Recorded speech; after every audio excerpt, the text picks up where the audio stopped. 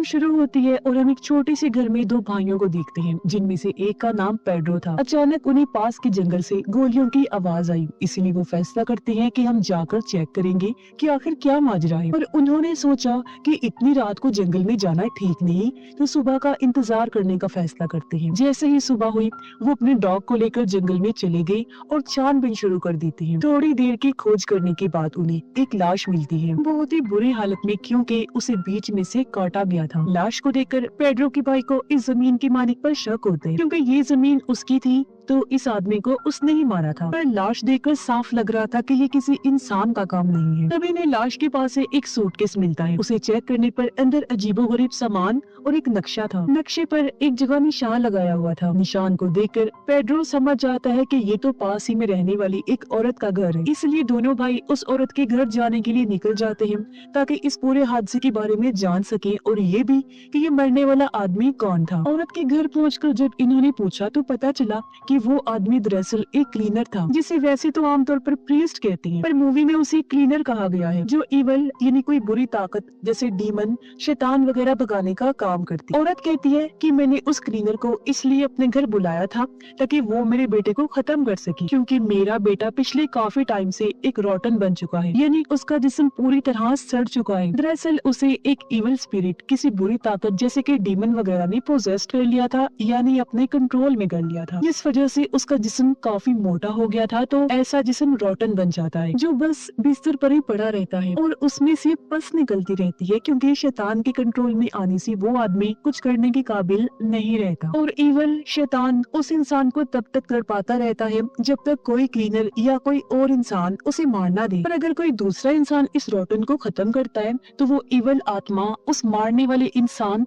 और उसके आसपास जितने भी लोग होते हैं, उसकी फैमिली वगैरह, उन्हें भी पोजेस्ट कर लेता है। तब गुस्से में पेड्रो उस औरत यानी रॉटन की माँ से पूछता है कि तुमने इसके बारे में अभी तक किसी को क्यों नहीं बताया। जवाब में औरत कहती है कि मैंने 1 साल पहले इसकी खबर चर्च में कर दी थी, और बस तभी से हम मदद का आज तक इंतजार कर रहे हैं, पर किसी ने हमारे लिए कुछ नहीं किया। लेकिन फिर भी पेड्रो औरत और उसकी दूसरी बेटी पर गुस्सा करता है, पर क्योंकि वो खुद भी तो कुछ कर नहीं सकते थे, इसलिए दोनों भाई पुलिस को इसके बारे में बताने के लिए पुलिस स्टेशन आ जाते। पर उल्टा पुलिस उनसे ही सवाल जवाब शुरू कर देती है। बातों ही बातों में पेड्रो की एक ऑफिसर से बहस हो जाती है, तब उसका भाई पेड्रो को रोकता है। पुलिस वाले कहते हैं कि हम फिलहाल आपकी कोई मदद नहीं कर सकते, पहले हम हेल्थ डिपार्टमेंट से इस बात को कंफर्म करेंगे कि वो रॉटन है या ऐसी किसी बीमारी की वजह से उसका ये हाल हुआ, और उस मरने वाले इंसान यानी क्लीनर को किसने मारा ये भी तभी पता चल पाएगा। उससे पहले हम कुछ नहीं कर सकते। दोनों भाई यहाँ जमीन के मालिक का नाम लेते हैं, क्योंकि क्लीनर की लाश उसकी जमीन से ही मिली थी और रॉटन का जहाँ घर था वो भी उसकी जमीन ही। पर पुलिस तो उनकी मदद करने को तैयार ही नहीं थी, और उनके हाथ बस मायूसी ही लगती है, इसीलिए वो खुद ही जमीन के मालिक से जा मिलते हैं, उसे रॉटन और क्लीनर की लाश के बारे में बताते हैं। अब यहाँ जमीन के मालिक की बातों से हमें पता चलता है कि हर कोई उस पर शक क्यों करता है। दरअसल वो रॉटन और उसकी फैमिली जबरदस्ती इस मालिक की जमीन पर रह रही थी, जो बात उसे बिल्कुल पसंद नहीं, जिससे सबको ये लगता है कि जमीन के मालिक ने ही उस क्लीनर को मार दिया ताकि वो रॉटन के घर जा ना पाए और रॉटन इसी हालत में रही। पर वो जमीन का मालिक नहीं, कोई और ही है जो इस सब के पीछे था, जो नहीं चाहता था कि क्लीनर रॉटन के घर पहुँचे और उसे मार दिया। पर जमीन के मालिक को रॉटन वाली बातों पर यकीन नहीं था। उसे लग रहा था कि ये कोई साजिश है ताकि मुझसे मेरी जमीन छीन ली जाए। अब इस बात से गुस्सा होकर जमीन का मालिक रात को रॉटन को मारने के लिए चला जाता है, पर रॉटन की माँ उसे ऐसा करने से मना करती है, क्योंकि वो क्लीनर नहीं है, आम आदमी है। तो अगर उसने रॉटन को मार दिया तो इवल जमीन के मालिक और रॉटन की फैमिली को भी अपने कब्जे में ले लेगा और उन्हें भी ऐसे ही तड़पाएगा, क्योंकि रॉटन के अंदर जो इवल आत्मा है वो लोगों के डर के साथ खेलती है, उनके डर को उन्हीं लोगों के खिलाफ इस्तेमाल करके उन्हें अपने कंट्रोल में करती है। अब जब जमीन का मालिक उसे मारने गया तो वो भी उसे मारने के लिए उकसाता है ताकि वो आजाद हो सके। रॉटन के अंदर का इवल उसे कहता है कि मार दो मुझे ताकि मैं बाद में तुम्हारी वाइफ के पेट में पल रहे बच्चे और सबको मार सकूं और अपने कब्जे में कर लूं। लेकिन यहाँ बड़ी मुश्किल से जमीन का मालिक खुद को कंट्रोल करता है और बाहर आकर अपनी गाड़ी में बैठ जाता है। सुबह जमीन के मालिक की माँ पेड्रो और उसके भाई को लेकर यहाँ आ गई थी, पर जमीन का मालिक ये ठान चुका था कि वो रॉटन के जिस्म को यहाँ से कहीं दूर ले जाएगा, जिसके लिए वो पेड्रो और उसके भाई की मदद मांगता है और वो दोनों भी राजी हो जाते हैं। इसलिए अब वो तीनों जैसे तैसे रॉटन की लाश को ट्रक में रखते हैं और उसे ठिकाने लगाने के लिए निकल पड़ते हैं। काफी दूर आने के बाद वो रोटन को फेंकने के लिए ट्रक से नीचे उतर गई और जब उन्होंने पीछे चेक किया तो ये देखकर उनकी होश उड़ गई कि ट्रक में तो रोटन का जिस्म है ही नहीं, जिससे वो समझ गई कि बीच रास्ते में एक बच्चा आ गया था। उसे बचाने के लिए जब हमने जोर से ब्रेक लगाई तो तब रोटन वहीं कहीं गिर गया होगा। अब जैसे भी हुआ,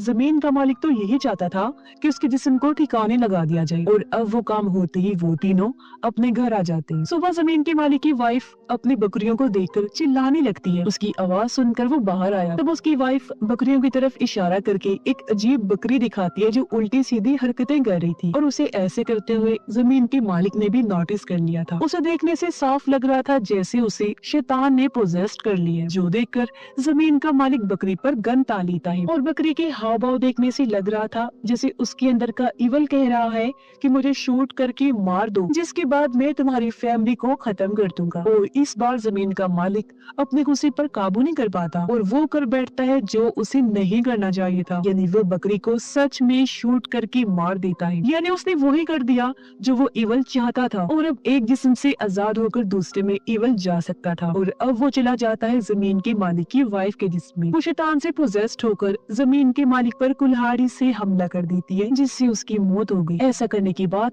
उसने अपने सर में भी कुल्हाड़ी घुसा दी और उसकी भी मौत हो जाती है। ऐसे उसने फिर अपने बच्चों को भी मार दिया और जमीन के मालिक की पूरी फैमिली मारी जाती है, जिससे हम समझ जाते हैं कि इवल शैतान की ताकत कितनी खतरनाक है कि उसने पूरी तरह एक दिमाग को कंट्रोल किया, जिससे पूरी फैमिली का खात्मा हो गया। उधर पेड्रो और उसका भाई अभी तक रोटन के घर ही थे। रात के टाइम उनके पास रोटन का भाई आकर कहता है कि आप यहीं रुक जाइए। वो उनसे मदद मांग रहा था और जमीन के मालिक की फैमिली के साथ जो हुआ वो सब भी बता देता है। अब पेड्रो के भाई को उस पर शक हुआ कि शायद इसे भी इवल ने पोजेस्ट कर लिया है, पर पेड्रो बच्चे को शांत होकर स्टोर में जाकर सोने का कहता है। जाने से पहले बच्चा उनसे कहता है कि बिजली की चीजों से दूर रहिएगा, ये आपके लिए अच्छा होगा। अब लड़के ने ऐसा क्यों कहा, इसका जवाब हमें आगे पता चलेगा।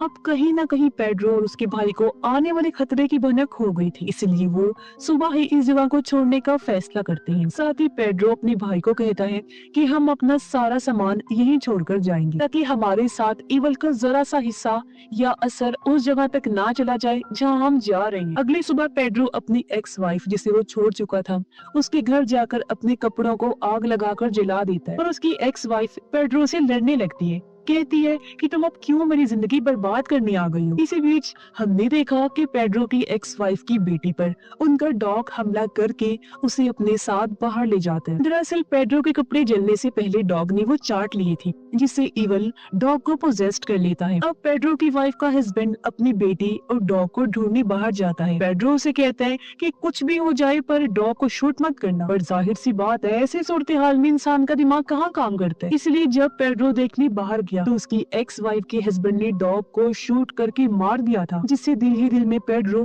परेशान हो जाता है। यानी उसने वो कर दिया था जो उसे नहीं करना चाहिए था। फिर घर आकर पेड्रो हैरान और परेशान हो जाता है क्योंकि उसकी एक्स वाइफ की बेटी सही सलामत घर वापस लौट आई थी। बच्चे की माँ उसे जिंदा और सही सलामत देखकर काफी खुश हो जाती है, पर यहाँ बच्ची बड़ी अजीब बात कहती है कि अभी पापा गाड़ी से आकर आपको मार देंगे। ये सुनकर पेड्रो काफी घबरा गया।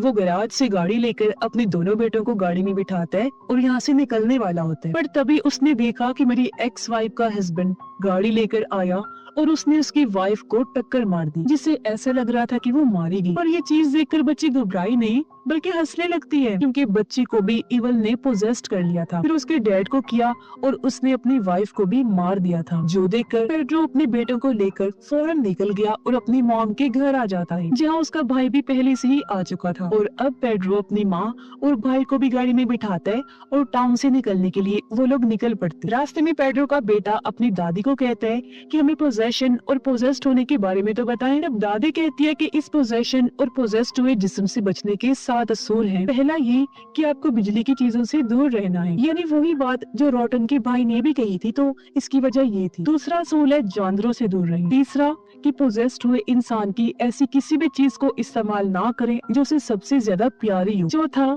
कि उन्हें दुख ना दो। तकलीफ ना पहुंचाओ। 5वां कि ईवल या शैतान को कभी भी उनके नाम से ना पुकारो। 6ठा कि कभी भी पोजेस्ड इंसान को गन से मत मारो। 7वां और आखिरी कि आपको कभी भी किसी चीज से नहीं डरना, हर चीज में बहादुरी का मुजाहिरा करना है, यहाँ तक कि आपको मौत से भी नहीं डरना। अब तभी पेड्रो का दूसरा बेटा, जिसे एक ऐसी बीमारी थी कि वो किसी भी बात का जवाब नहीं दे सकता था, वो अचानक बोल पड़ा और इवल का नाम लेने लगता है, जिससे वो लोग काफी घबरा जाते हैं। तभी पेड्रो के फोन पर उसकी एक्स वाइफ की कॉल आती है, जो उसकी मॉम के हाथ में था। उसकी कॉल देखकर सभी लोग काफी दंग रह जाते हैं, क्योंकि जिस तरह कार ने उसे टक्कर मारी थी, किसी का भी बचना नामुमकिन था। और ये चीज पेड्रो ने भी देख ली थी कि वो मारी गई है, लेकिन वो फिर भी कॉल उठाता है, जहाँ उसकी वाइफ पेड्रो को बुरा भला कहती है और ये भी कि मैं अपने दोनों बच्चों को लेने जरूर आऊँ। ये सुनकर पेड्रो काफी परेशान हो जाते।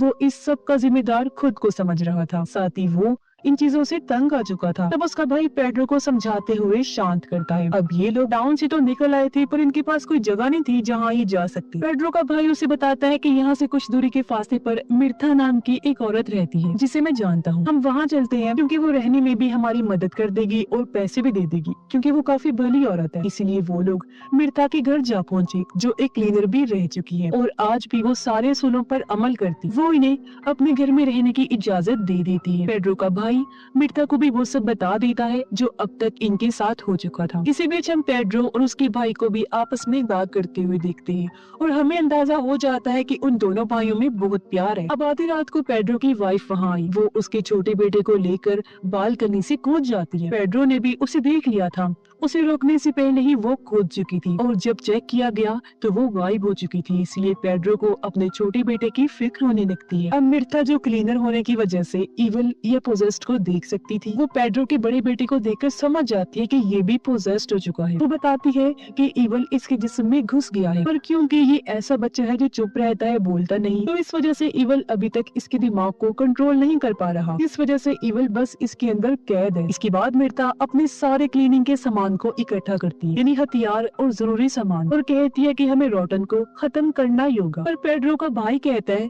मेरे हिसाब से रोटन खत्म हो गया होगा, तभी तो इतनी ज्यादा पोजेशन हो रही है। एक के बाद एक इवल सबको पोजेस करता जा रहा है। पर मिर्था उसे बताती है कि नहीं, ये जानकारी गलत है, ये चीज ऐसे काम नहीं करती। ये सारी पोजेशन असल में इवल के पैदा होने के लिए हो रही है। पेड्रो का भाई उसे बताता है कि हमने रोटन को कहीं और छोड़ दिया था। मिर्था कहती है कि ये तो सबसे गलत किया तुम लोगों ने। तब पेड्रो कहता है हम कुछ नहीं कर सकते थे, क्योंकि ऐसा करने के लिए हमें जमीन के मालिक ने मजबूर किया था। अब पेड्रो का भाई पेड्रो की एक्स वाइफ और बेटे को ढूंढने, जबकि पेड्रो और मिर्था रोटन को ढूंढने के लिए निकल जाते हैं। अब उनका ये सफर काफी मुश्किल होने वाला था, क्योंकि इवल की पोजेशन पूरे टाउन में फैल गई, जिसके साथ ही इनको सारे असूलों को भी मानना है। यहाँ मिर्था बताती है कि हम जिस भी चीज से डरेंगे, इवल उसी चीज को हमारे खिलाफ इस्तेमाल करके उसी चीज से हमारा सामना करवाएगा। इसीलिए तुम्हारी एक्स वाइफ तुम्हारे बेटे को उठाकर लेगी, क्योंकि तुम उसी की वजह से डर रहे। अब रास्ते में मिर्था पेड्रो को अपनी कहानी बताती है कि मेरे हस्बैंड एक लालची इंसान, वो चर्च के नाम पर लोगों के साथ फ्रॉड किया करते थे। वो एक्ट्रेस को अपने काम के लिए हायर करके उनसे रोटन और इवल की एक्टिंग करवाया करती थी। और इसी बीच एक दिन असली पोजेस्ड वहाँ पर आ गया, जिसके बाद वो सुधर गई और उन्होंने क्लीनिंग शुरू कर दी, क्योंकि उनका पोजेशन इवल और रोटन पर यकीन बन गया था कि वो होते हैं और उन्हें डर भी लगने लगा था। फिर एक दिन मेरे हस्बैंड क्लीनिंग करने गए, पर लौट कर कभी वापस नहीं आए। और हाँ, आप इवल या पोजेस्ड इंसान से दूर भी जा सकते हैं, इतना दूर कि आपको खुद भी पता ना हो कि आप कहाँ आ गए, जैसे कि मैंने किया। हर चीज छोड़ छाड़ कर मैं अकेली रहती हूँ। दूसरी तरफ हम देखते हैं कि इवल ने पेड्रो के बड़े बेटे को पूरी तरह पोजेस्ड कर लिया है और वो पेड्रो की मॉम से खाना मांग रहा था, जो चीज जाहिर है काफी अजीब थी। अब पेड्रो के भाई को भी पेड्रो की एक्स वाइफ सड़क पर चलती हुई मिल जाती है, जो भी पूरी तरह पोजेस्ड हो चुकी थी, और वो अपने छोटे बेटे का सर खा रही थी। ये देखकर पेड्रो का भाई गाड़ी उसे टकरा देता है, जिससे वो कुचली जाती है, पर इसमें उसकी गाड़ी का एक्सीडेंट होने की वजह से वो भी काफी जख्मी हो गया था। पेड्रो और मिर्था रोटन को ढूंढते हुए एक स्कूल के पास जा पहुंचे, जहाँ उन्हें सभी बच्चे अजीब हालत में बैठे हुए मिलते हैं, जिन्हें देख वो पेड्रो को चुप रहने का इशारा करती है, क्योंकि वो भी समझ गई थी कि इन्हें भी इवल ने पोजेस्ड कर लिया है। इसी बीच हम स्कूल के चारों तरफ अजीब तरह की परछाई को भी नोटिस कर लेते हैं। तब एक बच्ची इनके पास आकर कहती है कि रोटन को मेरे डैड उठाकर घर ले गए हैं। दरअसल ये सारे बच्चे पोजेस्ड होने की वजह से उनके साथ झूठ बोल रहे थे, उन्हें गुमराह करने की। पेड्रो और मिर्था को स्कूल के एक फ्लोर के नीचे बहुत सारे लोगों की लाशें मिलती हैं, जिनको इन बच्चों ने ही मारकर यहाँ छुपा दिया था और इनके नीचे रोटन छुपा हुआ था। अब मिर्था अपना क्लीनिंग का सामान वहाँ पर सेटअप करती है और पेड्रो को कहती है कि वो नीचे से रोटन को बाहर निकाले। जब पेड्रो उसे निकालने वाला था तो इवल खुद को बचाने के लिए पेड्रो का दिमाग कंट्रोल करने लगता है। और तो और उन बच्चों ने चालाकी से पेड्रो को कमरे में बंद कर दिया था और जब पेड्रो बाहर झांक कर देखता है तो सब बच्चों ने मिर्था को मार दिया था जो उसकी लाश को घसीट कर ले जा रही थी। ये देख पेड्रो को गुस्सा आ गया। वो दरवाजा तोड़कर बाहर आया और रोटन को मार डालता है। ये करने के बाद उसे लग रहा था कि मैंने हर चीज का खात्मा कर दिया है, पर ये इवल का खात्मा नहीं बल्कि अभी तो इसकी शुरुआत हुई थी, क्योंकि यही तो इवल ये वो रोटन चाहता था ताकि ये जिस्म खत्म होने के बाद मैं आजाद हो सकूं। और अब उसका काम हो चुका था और अब इवल पूरी तरह अपने रूप में पैदा होकर पेड्रो के सर पर हाथ फेरता है, क्योंकि इसने ही तो पैदा होने में उसकी मदद की थी। और अब इवल पैदा होकर बाहर की दुनिया में तबाही मचाने के लिए चला जाता है, जहाँ वो और भी लोगों को पोजेस्ट कर देगा। और पेड्रो घर वापस आ जाता है, जहाँ दोनों भाई एक दूसरे के गले से लगकर दुख से रोने लगते हैं, क्योंकि वो समझ गए थे कि हमने हालांकि इतनी कोशिश की पर हम कुछ भी नहीं कर सकते अब, या कहीं कि उन्होंने अपनी हार पूरी तरह कबूल कर ली थी। और अब अगर ये इस जगह को छोड़कर जाए भी तो कोई फायदा नहीं होगा, क्योंकि अब ये पोजेशन पूरे टाउन से फैलता फैलता शहर में भी फैल जाएगा, जो तेजी से इन्फेक्शन की तरह फैलने वाला था, जिससे वो लोग चाह कर भी छुटकारा हासिल नहीं कर सकते। तभी उनको याद आया कि हमने रोटन के छोटे भाई को स्टोर में छुपाया था। पेड्रो उससे बात करता है तब वो बताता है कि एक आवाज ने मुझे कहा था कि मैं उस क्लीनर को मारकर खा जाऊं। इन्हें जिस आदमी की लाश इनको मिली थी उसे इसने इन्हें रोटन के भाई ने मारा था। आगे वो कहता है ऐसा मैंने अपनी माँ के साथ भी किया, उन्हें भी मारकर मैं खा गया। पेड्रो अपने बेटे को आइसक्रीम खाने के लिए देकर नहाने चला जाता है और वो ये देखकर काफी हैरान रह गया कि वो निशान उसकी माथे से जा ही नहीं रहा था जो उसे इवल ने दिया था, यानी वो निशान पक्का पक्का बन गया था। पेड्रो के बेटे को खांसी होने लगी और उसके मुंह से पानी और खून निकलने लगता है, जिसे पेड्रो साफ करने लगा। पर तभी उसने देखा कि उसके मुंह से मेरी माँ के बाल और लॉकेट निकल रहा है, जो देखकर वो डर गया, क्योंकि समझ गया था कि पोजेशन की हालत में मेरे बेटे ने अपनी ही दादी को मारकर उन्हें खा लिया। ये देख पेड्रो के तो होश उड़ जाते हैं। खुद को संभालते हुए वो बाहर आया और इस सब से काफी दुखी हो जाता है। अब मैं आपको बता देती हूँ कि असल में ये इवल करता क्या है। तो वो किसी एक जिस्म को पोजेस्ट करके उसके अंदर पनाह ले लेता है और टाउन या शहर के लोगों को तब तक मारता रहता है जब तक कोई दूसरा आकर उसके इस पुराने जिस्म को खत्म नहीं कर देता जिसमें वो मौजूद होते हैं, जिससे वो किसी और जिस्म को पोजेस्ट करके उसके अंदर आ जाता है और फिर से लोगों को मारने का सिलसिला शुरू कर देता है, जो उसने इसलिए किया ताकि मरे हुए लोगों से वो ताकत ले सके और इतना ताकतवर बन जाए कि वो पैदा होकर सबसे ज्यादा पावरफुल बन जाए। जो चीज हो भी गई, जब सही मायनों में वो पावरफुल हो गया तो पेड्रो के हाथों उसने खुद को मरवा दिया और पैदा हो गया। दुनिया को तबाह करने के रास्ते पर चल भी पड़ता है, जहाँ अब बस उसका ही राज और कब्जा होगा। और इसी भयानक एंडिंग के साथ ही इस फिल्म की कहानी भी यहीं पर खत्म हो जाती है।